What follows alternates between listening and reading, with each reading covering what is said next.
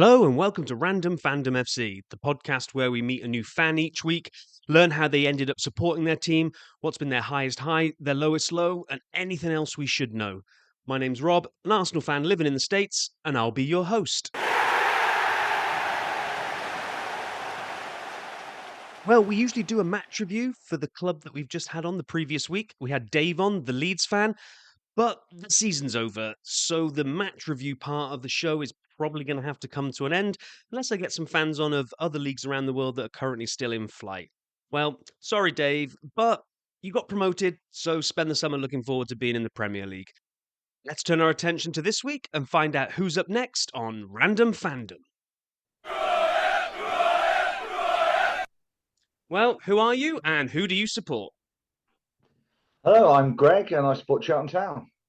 Cheltenham Town, legendary Cheltenham Town. I guess beyond Evesham United, my closest real team, professional team is Cheltenham. I went to see them many times as a kid. That's pretty where we all started. And you say professional, when we were kids, it wasn't professional. True, what I was going to say. So let's, while we were all probably getting on the bandwagon of all the big teams, why Cheltenham? What pulled you into the world of Cheltenham and what's kept you there? So my parents weren't sporty, and aren't sporty people. So certainly, at school we were in a rugby school, right? And it wasn't really a football school, it was a rugby school. Mum and dad used to take me to go and watch, but they were not sports. They wouldn't go and watch teams. So I had to forage my own path. So living out in the sticks, there weren't many options unless there was a bus. So we had a couple of school trips where the bus would take us to Villa Park. It'd be Villa Park, Man United, or whatever. But I needed somewhere that I could go quite easily. And I think started off, picking up the local paper, reading about the team on the back, a couple of players you started hearing about that you started to recognise. I think they had a cup run like a year or two before, and various things, and they started playing. So I always wanted to go, but my dad would never take me, etc. So I sort of had to wait till I was get a bit older, and then it sort of became the easy choice. I sort of when I was going younger, I always saw it as like a stepping stone into going watching somebody bigger and more exciting, and then got hooked in, and like what 30 odd years later, never left. Wow, wow, yeah, I remember going to the mighty Whaddon Road a number of times. I wonder. I try to work out whether you and I went. I certainly went with Rich Terry loads of times. He was the first. He was the guy I first used to go with, and then there were a couple of other from the school. And I was trying to work out whether we actually ever went together. I'm not sure, but there is a little thing that I'm going to show you later that maybe Right. we were at the same game once, but Oh, we'll get there. So all right. Okay. we always like to hit this one first, get Yeah. kind of the down feelings out of the way first. So lowest lows along your supporting, and it doesn't have to be anything monumental. It's personal for every fan I've had on. But what's the one thing that really feels like a gut punch when you close your eyes and go, "Oh God, I never want that to happen again." I'm not that fussed about being relegated. Okay, we come on to that later on. I think there are probably a couple of results that hurt, and it's mainly by the manner. And two of them are certainly under Martin Allen's reign. Um, Losing 4-0 at our first ever trip to Accrington Stanley was probably gnarly, I would say. And we lost in the same sort of time. I think it was 3-1. We lost away at Hereford. So first time at Accrington Stanley is like a big one. It's like, oh great, going here for the first time, and the team just fall over, and it was just gutting. Accrington, gutting, and then we lost 8-1 at Crewe, away at Crewe, and it was bad. And I think they are probably the lowest. Players come and go, managers come and go. I can point a bit at some point and say gutted when Cotterill left, gutted when Mike Duff left. But you sort of always know you're not the biggest club. You're always a stepping stone. Yeah, yeah. I was So looking yeah, at because I wasn't sure if you were going to mention relegation. I was looking at Cheltenham's up and down over the years, yeah, and kind of pretty much always just always basically occupied, well, as the Wikipedia page says, tier three or tier four. They gave up trying to name it because obviously the names have changed along the years. So they just say Yeah, tier three or tier four. I didn't realize you've got, I don't know if it's a record or the only team in the last 20, 30 years or whatever, that when you went down into what was the conference, you're one of the only teams that has bounced straight back up again. You came up the next season. as champions with what was it, 101 points or something under Gary Johnson. Yeah, proper bounce back. But I started watching them when they were, well, what is now, it doesn't exist as a league now. It's somewhere between National League South and the Southern League. It was a Beezer Homes League. Oh, So Beezer. I remember that, yeah. yeah, so hadn't even made it into the conference at that point. Hadn't even hadn't. Well, I think when I first started watching, they were in the conference. They then got relegated. Spent 5 years being second to the conference, and then 1 year actually being second allowed you to get promoted. But yeah, but going up and down, it was always there is something about being drubbed 3-0 or 4-0 at Leicester, or just going to Fratton Park and having your annual 3-0 annihilation where you don't even turn up. You just long for the days where you were just always competitive because you were always second or third in the league. So and unfortunately that takes you to 1988 in front of like 400 people. It's I'm not overly worried about what league you're playing. I just want you to be competitive all the time. Yeah, I've had a couple of people come on that have kind of said that especially teams like I had an Oldham fan on. I mean, they've been all over the Yeah, yeah, map. yeah, yeah. I mean, they've Absolutely. been Premier League down to like oblivion and back. And he's saying, yeah, the years when you go down, yeah, the relegation's bad. It does hurt, but actually, in the following season, as long as you don't pretty much lose absolutely every player known to man, you tend to be pretty good that following season. And even if you don't win it, you might be up there or thereabouts. So you're watching more wins than loses, which is always a good thing. So. Yeah. You recalibrate after a while. There will always be some people that are in their mindset that will turn back and go, like we see them come through. Southend have come and gone up and down. Stockport, Swindon, you know, Oldham, all Premier League teams, Ipswich, all Premier League teams. At some point, you've played or beaten, and to them, it's the worst part of their life because they've been beaten by a Beezer Homesley club. I remember we beat Leeds United at Ellen Road on a Tuesday night, and I picked up the Yorkshire Post the following day, and Gary McAllister, this is the lowest ebb of the club's existence. It's like brilliant, it's us. They've literally 20,000 people don't even know where Cheltenham is, have turned up and have just seen their side capitulate, and it's like that. You sort of, as long as you're competitive, you don't care. Yeah, so we're kind of then straying now into then. But Let's hit the go on. highest high. What is the moment that you're just like, yes, come on?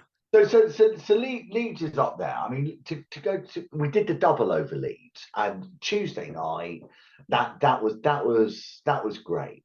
Although the one that sticks out, the talk about competitive, so it was in the Mark Yates era, 2005, no, 12, 11 time. So we'd had a pretty rough sort of year or two under Martin Allen. We had a mixed bag of players. We rebought back Julian Alsop at the age of 36.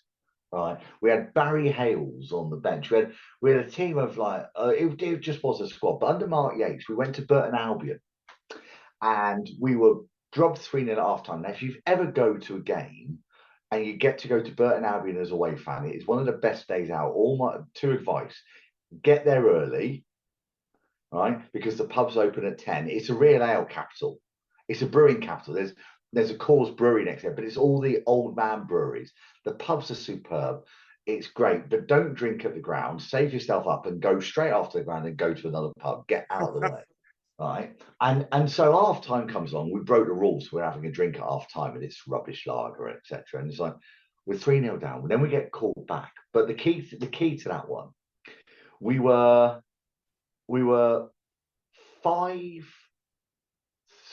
down with, I can't remember how many minutes to go, but we won 6-5. Right, 6-5 in injury time with Brilliant.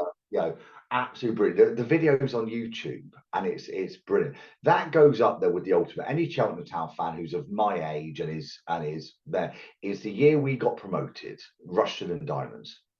Okay, Rushden and Diamonds away. Every league you have, you say always want your biggest games. When you say about I don't mind relegations or promotions, there's always a game in the season where you think, you know what, we're it, we've done it, right? So the year of the bounce back that we talk about where we got promoted, it was Grimsby on a Friday night, live on BT Sport. It was first versus second or first versus third, and it was like literally, yes, we've done this 3-1. That's it. We've broken you. That's the key in any season. And for us in the conference season of 88, sorry, 98, 99, I've got to age for stuff then, 98, 99, when we beat Russian Diamonds on the bank on the Saturday, it was April time. And the reason it was great is we were 1-0 down on 89 minutes and we won 2-1. Oh, sweet. Utter mayhem. It was one of these classic ones. They should have made it all ticket. They didn't. Hundreds of people queuing outside. It was a game everyone wanted to be at. Rushden were a big money club. We didn't have big money, but we had Steve Cotterill. He built like strong team together. We were outgunned for a bit by Miguel de Souza. It felt like it wasn't going to be our year again. We were not going to be there. And not only did we win the game, but we broke Rushden and Diamonds. Nice. Properly So, broken that day. Steve Cotterill, I mean, he Yeah. oversaw your big Wembley day out for the huge FA Umbro Trophy, 1998, final against 1998. Southport, right? It was, and it was one of the most and beat. You've got the program. I've Excellent. got the pro. So my roommate at university was a Cheltenham Town fan, Yeah. and he says one day he's like, "Cheltenham have made the final. Do you want to come with me?" And inside the program, I've still got my You ticket. get a ticket. Um, £13. £13 to watch Cheltenham against Southport. And I tell Um, you what, it wasn't value for money because it was an awful, Oh, it was an awful awful game. game. Now I was a neutral, hoping for some goal bonanza. Oh no. It was just 1-0, and it was dire. But his favourite, Oh, who was his favourite player? I remember that Jamie Victory. I mean, I don't Jamie even Victor know. left back. He was his Jamie favourite Victor player at left left back. back. He played that Yeah. day, and it was just bizarre because I've been to Wembley for no disrespect, but bigger occasions, So, and haven't we all? going in there, and we were all sat on the same side of Wembley. So Cheltenham took up a quarter of the Yeah. stadium, Southport took up the other, and we were all there going, we're all looking out at an empty Wembley stadium. We're like, what is going on? And they're like, it's for TV because all the cameras are on the other side of Wembley, pointing this way, so it will look full on telly. Yeah. It's exactly, and yeah, there are some stadiums you go to over time where you are just completely out of proportion. Right, and that one for Wembley is bang on in there. I went to the new camp to watch Barcelona versus Dinamo Kiev, and there were like 3,500, 4,000 people in there because Barcelona already qualified, and we were up in the gods. And it's like that, but you're just watching Lionel Messi, who is as small as you can imagine, from the top. But yeah, fantastic. I mean, it was great to be at Wembley because you never think you're going to go. It's not like Arsenal. You'll get to go every other year. You might not win anything, but you get to go, right? This is your one chance. You think you're never going to go again. And for the old Wembley, we never did go again, but we went again for the new Wembley. Ah, okay. So our finals type big day out sort of occasions were the first one Wembley. Great, awful game, but we got the job done. Got the trophy. Thought that was it. As far as we were concerned, that was a peak because in all the history, that was going to be it. Then the following year, we actually got the trophy. We actually won the title and got promoted to the football league. So well, great, this has gone in again. Then we had two. Then Wembley got knocked down, and we had two promotion games, both at um, Millennium Stadium. That's right, because I think I got a funny feeling, and this is me dating Yeah, myself now because my brain doesn't remember. I think I went with my uni roommate to go and watch. You got to a playoff final on at Cardiff, didn't you? And I think the day two of before or them. the day after, the day after was Swansea were in a playoff final, and my brother-in-law got me a ticket for that. So I went to Millennium Stadium 2 days running, once for Cheltenham, once for Swansea.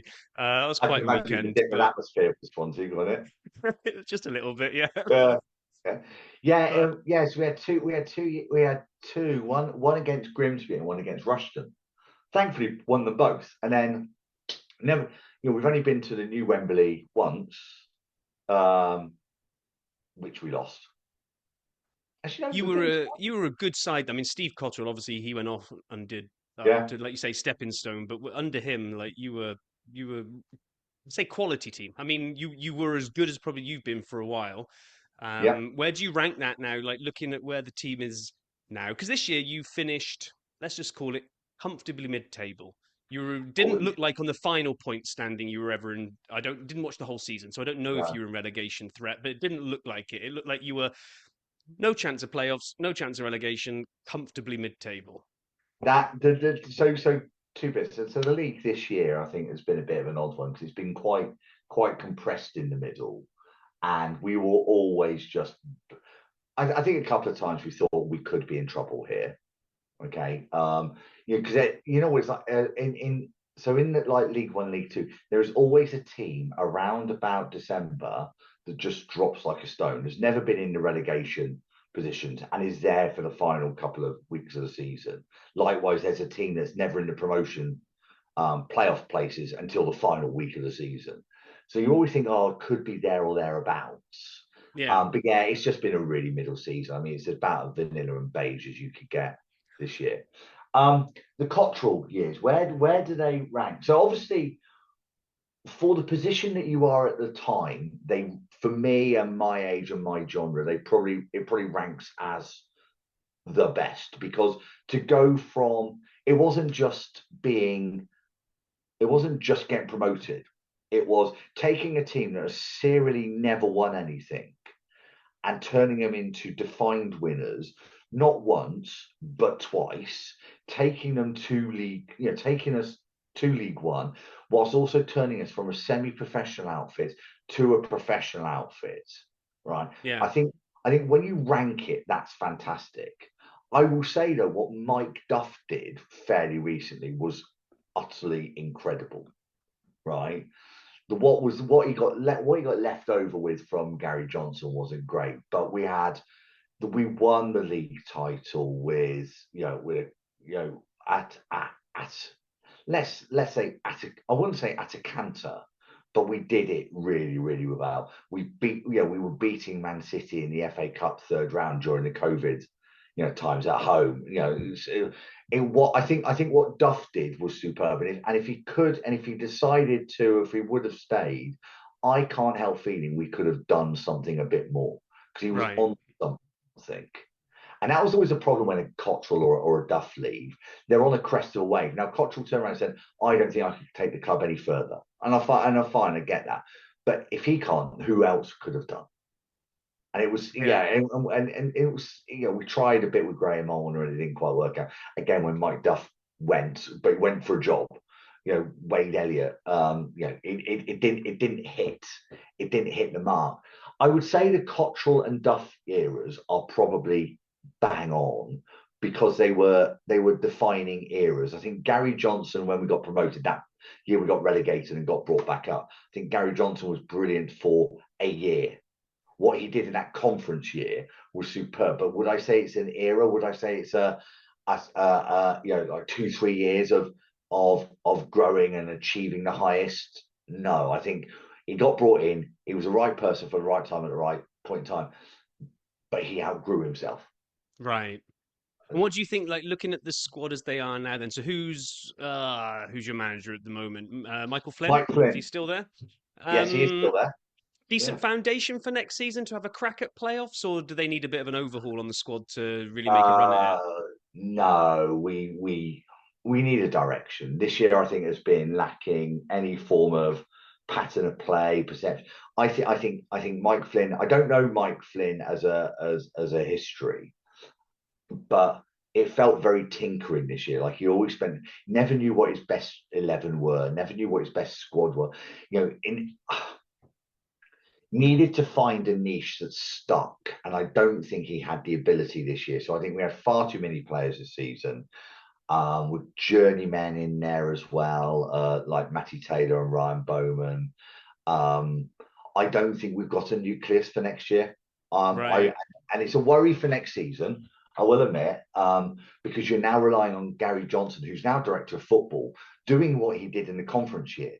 Of because what happened the year of the conference is Gary Johnson got nothing. Basically said the whole team need to go, and he was right. The whole squad, right, had a couple of players left over, and basically built a team and got did really well in building a team that from scratch hit the ground running. Right, as director of football, he came in and tried to do the same this year and brought in so many players, and that's not worked. So, Right. challenge will be: will he be able to do it next year? Right. So between him and Mike Flynn, they've got to work on something next year because at the moment we do not have a nucleus, we do not have a structure, we do not have a pattern of play. And I think we're relying ourselves on the success of this year being two players who are going to leave the club and go on to bigger and better things. And when you look at who's coming down next year, I had a Shrewsbury fan on, and they've kind of made a little bit of a history of coming down, then going straight back up again. So they could be pretty strong next year. You got Cambridge, Bristol Rovers, and Crawley coming down. I don't know if that makes it a harder job or not, because sometimes you take a look and you kind of think, that's there's weak stuff coming down or there's strong stuff coming down. I mean, it's who went So up this year? What have you got? You've lost so Doncaster, Port Vale, Doncaster, Vale, and Bradford have gone up, and then you got the playoffs at the moment, right? and the playoffs. Yeah, I don't think the playoffs are a strong set of playoffs, but I think Doncaster and Bradford going up of yeah are certainly they're two of the. I mean, Bradford had a brilliant end to the season. Um, but yeah, Port I mean, yeah, Port Vale had a bit of a decent because bizarrely I just always keep an eye on Port Vale just because of my last name, but I should have named one of my kids Port. But there we are. Um, they've sank like they were top for ages. Then they sank like a yeah, stone and they weren't even in the playoff positions anymore. And then they yeah. rallied and they end up finishing second. So they had quite the season as well. So And the same with Walsall. Walsall have been there and thereabouts all the way through and have just completely disappeared. But I've got a strong second part to has got a strong position for the second leg of the playoffs. I think the team's coming down. So you won't find a Cheltenham fan who I think has a good thing to say again about Mickey Moore, who's the director of football at Shrewsbury, because he's not very good. I don't care what anybody says. So I don't think Shrewsbury are a threat next year because he'll be okay. doing the recruitment. And I'm happy to tell any Shrewsbury Town fan that as well. Um, I think Rovers. I think Rovers are going to be Rovers are always going to be a bit of a challenge. I think. I yeah. I think Rovers. I think Rovers being in is always going to be yeah. I, Crawley, I'm not so sure about. Cambridge, I'm not so sure about. I think I think the strength will come in from if Notts County don't get promoted by the players, for example. I think Notts County will be a strong one. Likewise, you can't write off Chesterfield. Cook is great as a manager, and I think he'll run it through. I think the interesting one will be what happens to Barnet Okay. because I think Barnet getting promoted from National League, you could see you They can won it always by see that. miles, didn't they? They absolutely Yes, stormed it. Yeah. yeah, and if they can keep the nucleus together, they'll be in the playoffs. I don't think they'll get promoted, but they'll be in the playoffs. I'm yeah. I think next year's promotion will be purely dependent upon who doesn't make it into the playoffs and what they do this year. Sorry, who doesn't get promoted from the playoffs and what they do this year.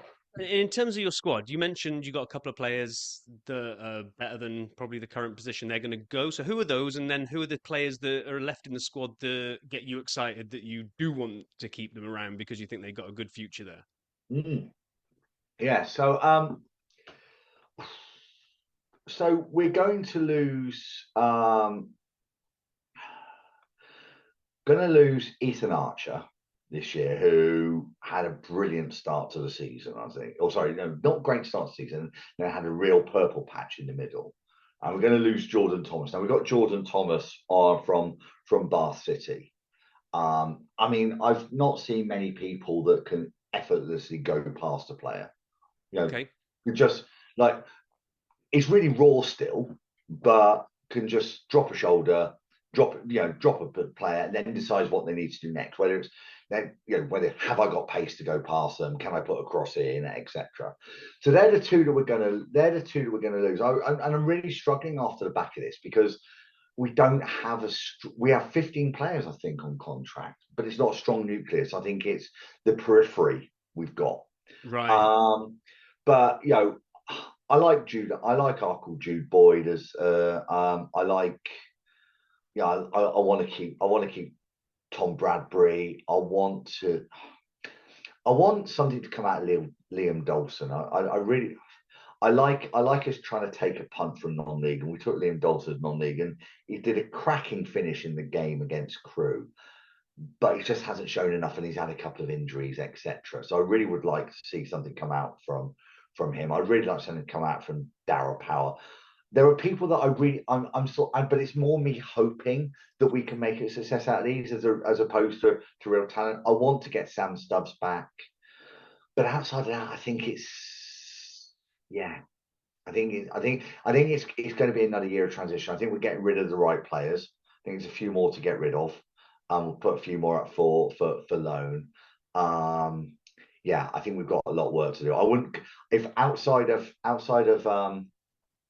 Ethan Archer and Jordan Thomas, if you were a scout from a higher club, you wouldn't really be looking too long at our squad.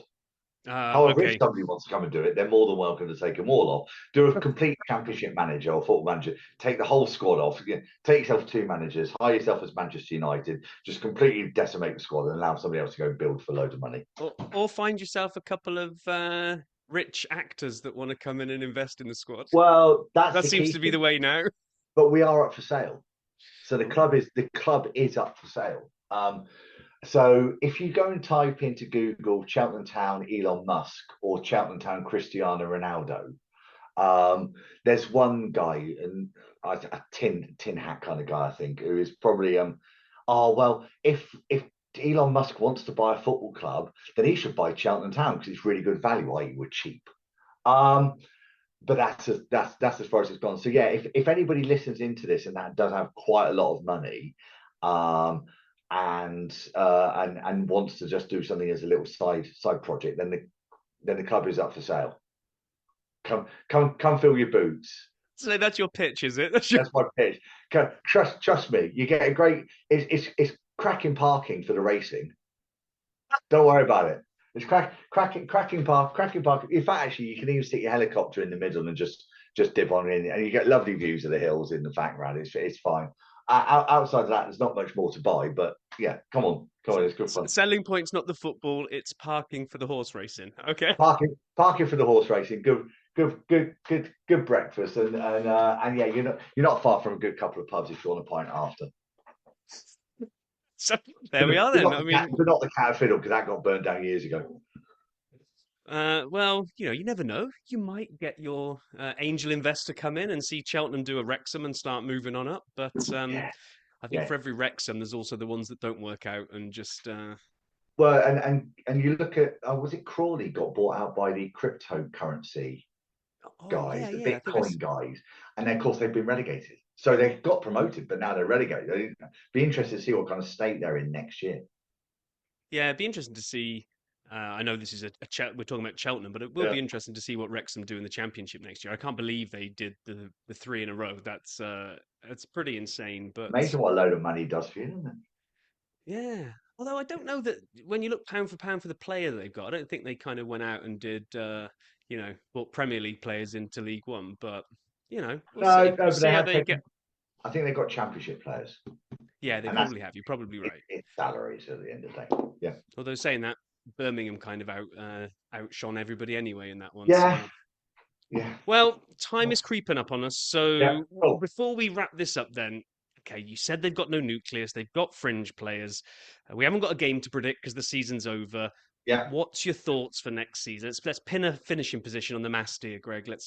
Where are they going to be? So I would like to say a finishing position is 10th with a good run for the playoffs and a setting up of a nucleus for the following season. To have a crack at it the year after. Yeah, Okay, okay. I think falling a season of 13th, 14th, etc. is no progress. Yeah, you want to see the squad built out, get a hub of Yeah, players that you can see a future in, and then have a run at it the next year. Yeah. yeah, and then I could say you could think, you can see Mike Flynn's doing progress. My worry is bringing a whole new bunch of players. They take a while to settle. We're getting to October. We're 17th, 18th. There's no start of play, and that's where the noise starts happening. Yeah, That's when the manager out stuff starts yeah. happening, and When yeah, the bed sheets come out, but that's the one thing I want to avoid. yeah, And well, I think the key thing for next year is protection. It's not about expectation. It's just protect yourself. yeah, yeah. Well, I wish Cheltenham all the best. I got to go and find my little slot to keep my pristine program tucked away Yeah, again. I yeah. can't believe Have you checked it on eBay? See how much it's worth. well, with the match ticket inside it, it's got to be Yeah. worth an absolute fortune. I'm pretty sure. I wonder if it's actually worth more than the £13 that I paid to get in. Who knows? But well, thank you so much for doing this, Greg. No. And yeah, good luck to Cheltenham next season. Cheers. Thank you very much. Rob.